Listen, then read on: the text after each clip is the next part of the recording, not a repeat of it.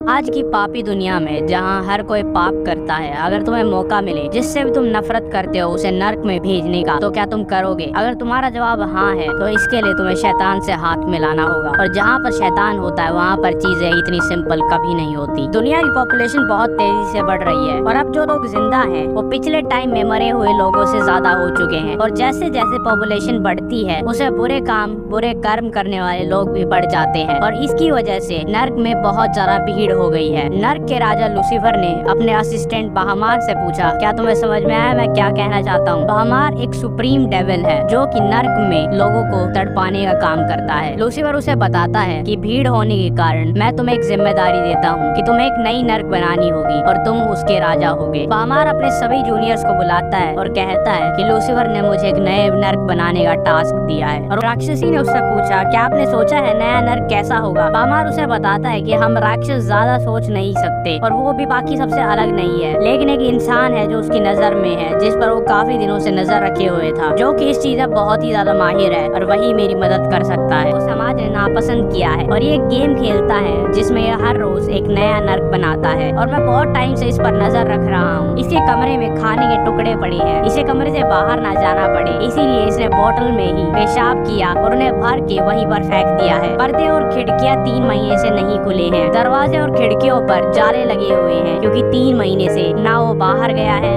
ना कोई अंदर आया है। ये लड़का इस तरीके की जिंदगी से परेशान है और इसी वजह से 3 महीने से स्कूल भी नहीं गया है। अपने कमरे से बाहर ना निकलने के लिए लड़के का अपना एक रीजन है और वो इसे बताता है ताकि कोई उसे जज ना करे। उसने ये फैसला इसलिए लिया क्योंकि इस दुनिया में सबने उसे धोखा दिया है। तभी उसके दरवाजे खटखटाने की आवाज आती है और बाहर उसका बाप खड़ा है और वो कहता है कि जल्दी दरवाजा खोलो और बाहर आओ। खुद वो इस कमरे में बंद करने का सबसे पहला रीजन है उसका बाप। वो बाहर खड़ा होकर उसे गालियां देता है और कहता है जल्दी ये दरवाजा खोलो। और उस औरत को कहता है कि जरा थोड़ा लेकर आना, मेरा सबर खत्म होता जा रहा है। खुद को रूम में बंद करने का दूसरा रीजन है ये औरत, उसकी सौतेली माँ, जो कि इसके अमीर बाप के कमर पर बेताल की तरह चढ़ जाती है और इन्हीं के टुकड़ों पर जीती है और इसी को परेशान करती है। वो औरत उसे कहती है कि शांत हो जाओ। वो हमसे इतना नाराज इसलिए है क्योंकि उसे लगता है कि हम दोनों उसकी माँ की मौत का कारण है। उसका बाप उसे गले लगाता और कहता है कि इसमें तुम्हारी कोई गलती नहीं है, बल्कि तुम तो उसकी हेल्प करती हो ताकि वो अच्छे से जी सके। वो इतने बुरी तरीके से बिहेव करता है तब भी तुम उसका साथ देती हो। वो कहता है मूड ठीक करने के लिए चलो कहीं बाहर खाना खाने के लिए चलते हैं। और उसकी वाइफ उसे कहती है क्या तुम्हारे मन में कोई स्पेसिफिक जगह है? वो कहता है मैं सोच रहा हूँ मैंने विक्रम की पढ़ाई के लिए जो पैसे इकट्ठे किए थे उनसे तुम्हें एक पर्स ले दूं। और वो एक डेविल सी स्माइल के साथ कहती है मुझे कल ही एक पर्स पसंद आया था तो चलो चलते हैं। इसका तीसरा कारण है जो कि इसके स्कूल में था। 3 लड़के आते हैं और इसके पेट में एक जोर से मुक्का मारते हैं और ये दूर जाकर गिरता है। उनमें से एक लड़का कहता है चलो खड़े हो जाओ और लड़ने की तैयारी करो, चल चल जल्दी खड़ा हो। और वो अपने पैरों पर गिड़गिड़ाते हुए आता है और कहता है कि मैं एक ही मुक्के में खत्म हो चुका हूँ, मुझ में लड़ने की हिम्मत नहीं है। विक्रम गिड़गिड़ाते हुए उनमें से एक लड़के रजत के पास जाता है और कहता है कि तुम तो मेरे बचपन के दोस्त हो, तुम तो मेरी मदद करो, तुम क्यों इन सब के साथ मिले हुए और मुझे मार रहे हो? हम बचपन में इतनी खुशी से रहते थे, अब तुम्हें क्या हो गया है? उनमें से एक लड़का रजत को कहता है अच्छा तभी तुम पीछे पीछे रहते हो और इसे मारते नहीं हो। उनमें से एक और लड़का कहता है अगर तुम भी इसके साथ हो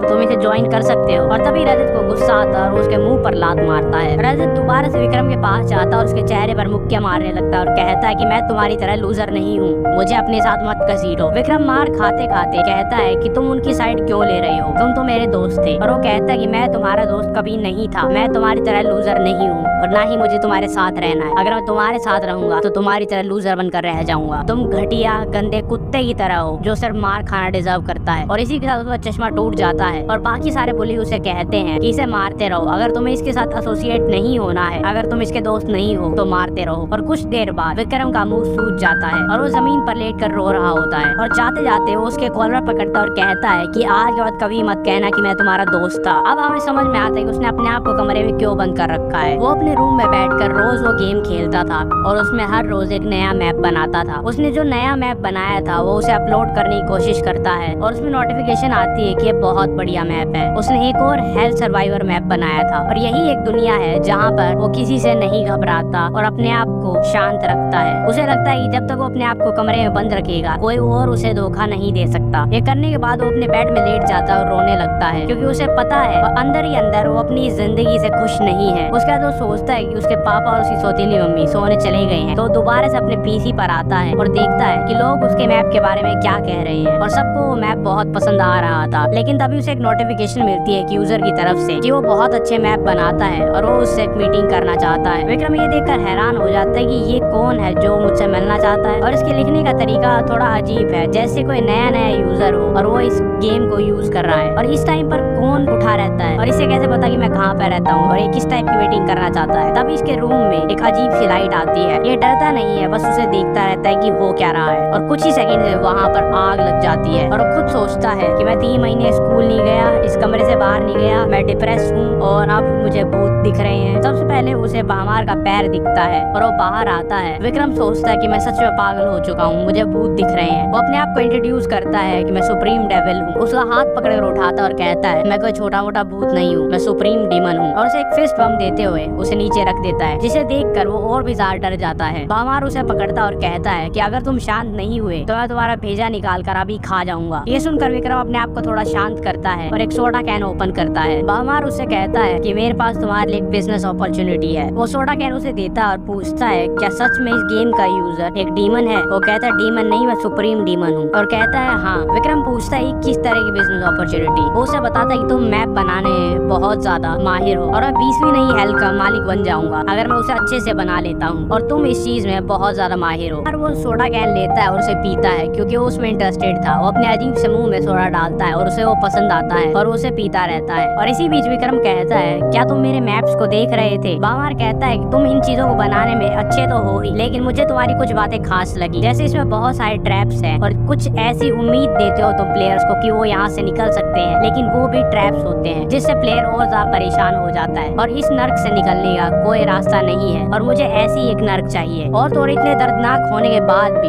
ये दिखने में बहुत ज्यादा अच्छी है। विक्रम उसे बताता है कि मैंने इसे इसलिए बनाया था क्योंकि मैं उन सब लोगों से बदला लेना चाहता था जो मुझे परेशान करते थे, और मैंने वही सोचकर इस नर्क को बनाया था। वो कहता है कि मेरी डील ये है कि लूसीफर ने मुझे एक काम दिया है कि वो 20वें नर्क का मुझे मालिक बना देगा अगर मैं उसे अच्छे से बनाता हूँ। बहुत ज्यादा लोग अब पाप कर रहे हैं जिसकी वजह से अब नर्क भर चुकी है और उसमें लोगों को रखने की जगह नहीं है। तो मैं चाहता हूँ कि जैसे तुमने मैप में नर्क बनाई थी वैसी एक असलियत में बनाओ, और हो सकता है शायद इससे भी अच्छी बनाओ। विक्रम को यकीन नहीं हो रहा होता कि उसके साथ ये सब हो रहा है, और वो कहता है कि मैंने इस बारे में कभी नहीं सोचा था कि मैं एक नर्क बनाऊंगा, और मुझे ये बनानी भी नहीं है क्योंकि मुझे डेविल से कोई लेना देना नहीं रखना क्योंकि ये इमोरल बिहेवियर होता है। और वो कहता है कि मेरी जैसी जिंदगी है मैं वैसे ही खुश हूँ। बामार आसपास देखता और कहता है इतनी घटिया और नीची जिंदगी को तुम कैसे सेटिस्फाई रह सकते हो, तुम यहाँ पर रहकर जीते कैसे हो, तुम बाहर किसी से मिलते नहीं हो, तुम्हारा कोई दोस्त नहीं है, तुम्हें कोई प्यार नहीं करता, और तुम कह रहे तुम इसी जिंदगी में खुश हो। और वो कहता है कि मैंने अभी तक अपनी पूरी बात खत्म नहीं की थी, ये देखने के लिए कि वो नर्क सही से काम करे हमें एक एक्सपेरिमेंट भी करना होगा। और विक्रम सोचता है एक्सपेरिमेंट, लेकिन उसमें हम करेंगे क्या, मुझे तो ये भी नहीं पता नर्क दिखती कैसे है। वो कहता है अगर तुम ऐसी नर्क बनाते हो जहाँ से कोई कभी नहीं निकल सकता तो मैं तुम्हें नर्क की चाबी दूंगा जिससे तुम जिसे चाहे उसे नर्क में भेज सकते हो अगर उसने पाप किया हो तो। बामार को बहुत अच्छे से पता था कि उसकी जिंदगी में क्या हुआ था और वो उन सब से कितनी नफरत करता था, और इसी बात का उसने फायदा उठाया। और विक्रम तैयार हो गया था वो कॉन्ट्रैक्ट साइन करने के लिए। कुछ देर पहले तक विक्रम जो पूरी दुनिया से भाग रहा था, कमजोर इंसान जो सबसे डरता था और अपने कमरे में बंद था, आज वो सबसे बदले लेने के लिए तैयार था। अगर तुम उसकी जगह होते तो तुम क्या करते, क्या तुम इस ऑफर को रिजेक्ट कर देते। विक्रम की आंखें चमकने लगती हैं क्योंकि फाइनली अब उसका टाइम आ चुका है। सुप्रीम डीमन भी बहुत खुश था और वो सोच रहा था मैंने जैसा प्लान किया था सब कुछ वैसा ही चल रहा है। वो उसे बताता है कि तुम जैसा चाहे वैसा नर्क बना सकते हो, बस उसकी 2 कंडीशंस है। विक्रम उससे पूछता है कि ये 2 कंडीशंस क्या है। वो बताता है पहली कंडीशन है तुम्हें नर्क का एक नाम रखना होगा और वो नाम वही होगा जिस पाप के लिए लोग इस नर्क में आएंगे। विक्रम कहता है जैसे झूठ, धोखा, लालच का नर्क। बामार उसे कहता है कि तुम बहुत ही ज्यादा होशियार हो, बिल्कुल ऐसा ही, और उसे बताता है लालच और झूठ का नर्क पहले से है तो तुम्हें कुछ और सोचना होगा। दूसरी कंडीशन, नर्क का मतलब ही यही होता है कि जो पाप करता है वो अनंत काल तक उसमें सड़ता रहे और तड़पता रहे। उसमें से कोई भी ऐसा रास्ता नहीं होना चाहिए जिससे कोई इंसान बाहर निकल सके। अगर कोई भी इंसान वहाँ से बाहर निकल जाता है तो इसकी सजा ये होती है उस नर्क का राजा मर जाएगा। विक्रम बीच में बोलता और कहता है अगर मैं कोई ऐसा गड्ढा छोड़ दूं जिससे इंसान वहाँ से निकल सके तो तुम मर जाओगे। बामार कहता है कि बिल्कुल सही, लेकिन मुझे इससे कोई दिक्कत नहीं है, अगर मैं मरूंगा तो कोई दिक्कत नहीं है, लेकिन उससे पहले मैं तुम्हारी आत्मा को तबाह कर दूंगा। विक्रम सोचता है ये मॉन्स्टर बहुत ही क्रीपी है, कोई अजीब सी बात कर रहा है। बामार उसे वो प्रोग्राम देता है जिससे वो नर्क बनाएगा। और जैसे ही वो उसे अपने कंप्यूटर में लोड करता है, उसकी दुनिया का आसमान बिल्कुल लाल हो जाता है। उसके शहर में रेड लाइटनिंग आती है और ऐसा लगता है जैसे नर्क यहीं पर आ गई हो। उसके कंप्यूटर में से बिजली बाहर आती है क्योंकि वो इतना लोड हैंडल करने में मुश्किल हो रहा था। और अपनी स्क्रीन में देखता है कि कैसे छोटे छोटे राक्षस उस नर्क को बना रहे हैं। और वो कहता है कि जैसे जैसे तुम इस पर बनाओगे वैसे ही मेरे सारे सेवक उस नर्क को बनाते चले जाएंगे। और वहाँ पर एक बोर्ड लगा होता है। बहामार की निगरानी में कंस्ट्रक्शन चल रही है और बहामार दूसरी तरफ छतरी के नीचे बैठकर सोडा पी रहा होता ताकि वो गर्मी से मर ना जाए। डेविल ने उसे कहा था कि अब तुम्हारी बारी है दिखाने की तुम क्या कर सकते हो। वो धीरे धीरे उस नर्क को बिल्ड कर रहा था और वो छोटे छोटे मिनियंस में एक मैनेजर था जो ये देख रहा था कि सारा काम ढंग से हो। और जैसे ही विक्रम अपने कंप्यूटर पर कुछ बनाता, वो छोटे छोटे मिनियन बड़े खुश होकर उस नर्क को बना रहे थे। ये करते करते 7 दिन 14 घंटे और 30 मिनट निकल चुके हैं। विक्रम ये सब करते वक्त बहुत खुश है क्योंकि ये बहुत टाइम से कर रहा था और अब ये करने का उसे एक इनाम भी मिलेगा। पता था कि विक्रम के अंदर बहुत ज्यादा नफरत भरी हुई है और इसी वजह से उसने इतने दिनों तक लगातार काम किया। वो ना सोया, ना उसने कुछ खाया, ना वो रुका। वो बस इसी उम्मीद में था कि कब उसे मौका मिले वो सबसे बदला ले सके। और वो बहुत खुश था कि मैंने सही इंसान को काम दिया है। कुछ देर बाद विक्रम कहता है काम खत्म हो गया है, जॉब डन। बहामार उसके पास जाता है और कहता है तुमने मेरी उम्मीद से जल्दी काम कर दिया है। और उससे बस एक सवाल पूछता है कि इस नर्क का नाम क्या होगा। और वो कहता है धोखा। धोखे का नर्क होगा ये। जिस भी इंसान ने किसी को धोखा दिया होगा वो इस नर्क में आएगा। और उन दोनों ने डिसाइड किया कि वो अब इसे टेस्ट करेंगे और उसके रूम से बाहर जाते हैं और वहाँ पर उसकी सौतेली माँ बैठी थी। वो बाहर निकल कर देखता है कि वो बाहर क्या चल रहा है और वो देखता है कि उसकी सौतेली माँ जूली अब एक सोफे पर बैठी थी और अपने फोन में कुछ देख रही थी। और उसके मन में चल रहा होता है कि इसके ऊपर ज्यादा सोचने की जरूरत नहीं है, बदले का टाइम आ चुका है। लेकिन बहामार उसे बताता है कि इस नर्क में लोगों को भेजने की कंडीशन है। इंसानों को वही पाप करना होगा जो तुमने नर्क का नाम चुना है और ये तभी काम करेगा जब उन्होंने नर्क बनने के बाद ये पाप किया होगा। अगर नर्क बनने से पहले उन्होंने ये पाप किया है तो चाबी एक्टिवेट नहीं होगी और तुम उन्हें नर्क में नहीं भेज पाओगे। मैंने वीडियो की स्टार्टिंग में कहा था जहाँ पर डेविल होता है वहाँ पर कुछ भी सिंपल नहीं होता। ये बात उसने विक्रम को पहले नहीं बताई थी। अब क्या विक्रम अपना बदला ले पाएगा और वो किस किस से अपना बदला लेगा? क्या वो इस बदले के रास्ते पर खुद को बर्बाद तो नहीं कर लेगा? जानने के लिए नेक्स्ट एपिसोड। वो चाबी रिस्पॉन्स नहीं कर रही थी क्योंकि नर्क को बने सिर्फ 1 घंटा हुआ था और इस बीच में उसकी सौतेली माँ ने कोई भी पाप नहीं किया था। वो उसे कहती है कि तुम रूम से बाहर ही क्यों आए हो? तुम में से बदबू आ रही है, जाओ नहा लो और यहाँ से निकल जाओ। तुम बिल्कुल अपनी माँ की तरह हो। वो टेबल पर रख के अपने पर्स की फोटो खींचती है और किसी को भेजती है। वो उस पर ध्यान भी नहीं देती, उसकी तरफ भी नहीं देखती। विक्रम ये देख कर चिढ़ जाता है कि वो की रिस्पॉन्ड नहीं कर रही। और उसके बाद हमें पास्ट में दिखाया जाता है कि उसकी माँ कहाँ गई और उसके साथ क्या हुआ था जिसकी वजह से वो ऐसा बन गया। उसकी माँ एक गरीब परिवार से थी जिसकी शादी एक अमीर परिवार के लड़के से हुई थी और उसकी सास उसे हमेशा परेशान करती थी, लेकिन फिर भी वो हमेशा स्माइल करती थी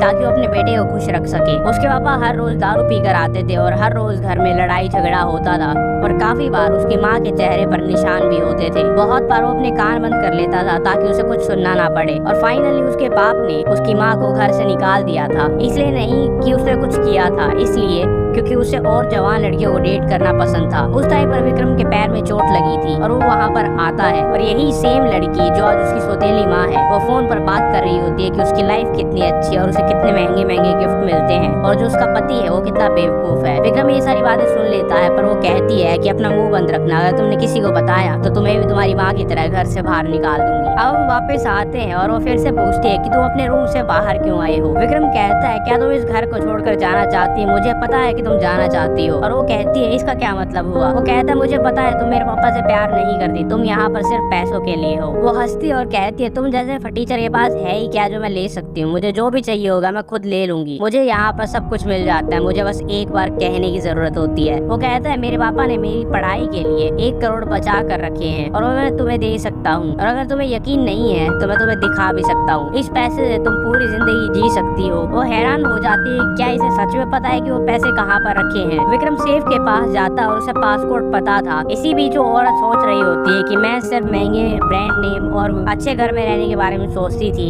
लेकिन अब मुझे 1 करोड़ मिलेंगे, मेरी तो लॉटरी लग गई है। और वो जैसे ही वो सेफ खोलता है वहाँ पर बहुत सारे पैसे रखे थे। उस सेफ में जितने ही पैसे थे वो उस औरत के लिए एक असली खजाना था। विक्रम वो सारे पैसे निकालता और कहता है इस पैसे को लेकर तुम कहीं और जा सकती हो और वहाँ पर एक अच्छी जॉब भी पा सकती हो। लेकिन वो औरत बहुत चालाक थी। वो सोचती है कि एकदम से ये इतने पैसे मुझे क्यों दे रहा है, इसी तो ये बचा कर रखने चाहिए, आखिरकार ये इसके फ्यूचर के लिए है। और डेविल वहाँ पर बैठा हुआ सब कुछ देख रहा था और सोच रहा था कि ये औरत उतनी भी बेवकूफ नहीं है जितनी ये दिखती है। और वो विक्रम से पूछता है कि तुम अब क्या करोगे, और वो मन ही मन सोचता है कि मुझे इसे और थोड़ा पुश करना होगा। और ये सोचते ही वो रोने लग जाता है और कहता है कि मैं बस ये चाहता हूँ कि मेरी माँ वापस आ जाए, और उसके लिए तुम्हें इस घर से जाना होगा, इसलिए मैं कुछ भी करने के लिए तैयार हूँ, बस तुम यहाँ से चली जाओ। वो और सोचती है कितना बेवकूफ है, क्या इतना सिंपल है, अगर मैं यहाँ से जाऊंगी तो इसका बाप किसी और से शादी कर लेगा। वो अपना एक बड़ा सा बैग निकालती है और सारे पैसे को उसमें शिफ्ट करने लगती है। और ये देखकर विक्रम खुश हो जाता है कि ये सब करने से वो चाबी एक्टिवेट हो जाएगी और कंडीशंस पूरी हो जाएंगी। वो अपने पति को धोखा दे रही है। वो कहती है मुझे और भी बैंक डिटेल्स और पासवर्ड और कहाँ पर पैसे रखे मुझे सारी डिटेल्स दो, तभी मैं यहाँ से जाऊंगी। विक्रम हंसता और कहता है तुम्हें नर्क में इन सब की जरूरत नहीं पड़ेगी। उसकी तरफ देखती और कहती है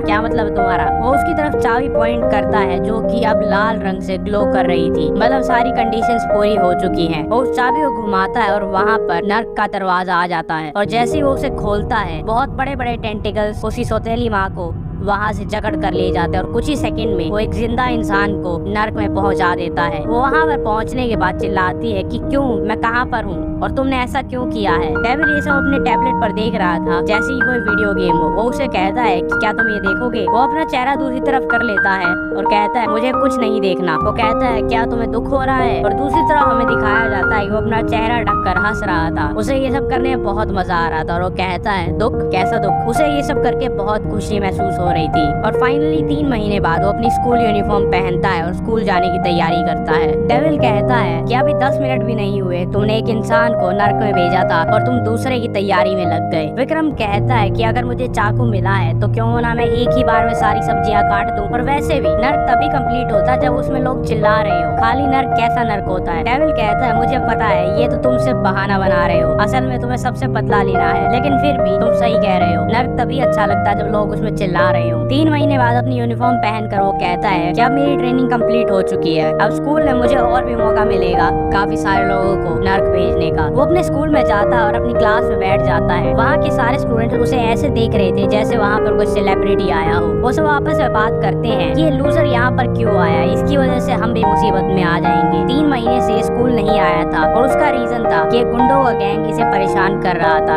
अभी यहाँ पर आ गया है, वो गुंडे फिर से यहाँ पर आएंगे और इसके साथ साथ हमें ये परेशान करेंगे। और जैसे वो ये बात करते हैं कॉरिडोर से वो गुंडों का गैंग आ रहा होता है जो कि हमें पहले दिखाया गया था, जिसमें विक्रम का बेस्ट फ्रेंड भी था। वो सब क्लास में आते हैं और उसे देखते हैं और कहते हैं फाइनली हमारे पास कोई तो है परेशान करने के लिए, किसी से तो हम बात कर सकते हैं। वो उसके पास जाकर कहते हैं विक्रम तुम आज स्कूल आने वाले, तुमने हमें बताया नहीं, आखिरकार हम दोस्त हैं, तुम हमें इतना तो बता ही सकते हो कि तुम आज स्कूल आ रहे हो, हम थोड़ी तैयारी करके रखते। डेविल उसके साथ में खड़ा था और कहता है कि तुम तो स्कूल में बहुत ही पॉपुलर हो। लेकिन विक्रम किसी की बात पर ध्यान नहीं देता और क्लास के लिए तैयार होने लगता है। तभी उसका चाइल्डहुड फ्रेंड उसकी बुक्स को फेंक देता और कहता है कि पिछली लड़ाई के बाद मेरे चेहरे पर निशान थे, बताओ कितनी मुश्किल से गए हैं और अब तुम्हें इसकी कीमत चुकानी पड़ेगी। अगर नहीं चाहते कि हम तुम्हारे मुंह पर मुक्का मारे वो भी सबके सामने, तो हमारे साथ वॉशरूम में चलो। वो सब वॉशरूम में जाते हैं और विक्रम को घेर लेते हैं। उनमें से जो सबसे बड़ा लड़का था सांड जैसा, वो आता और उसे एक मुक्का मारता है और कहता है क्या हुआ, तुम्हारी जुबान पेट में चली गई है क्या, तुम हर वक्त बोलते क्यों नहीं हो। डेविल वहीं पर बैठा था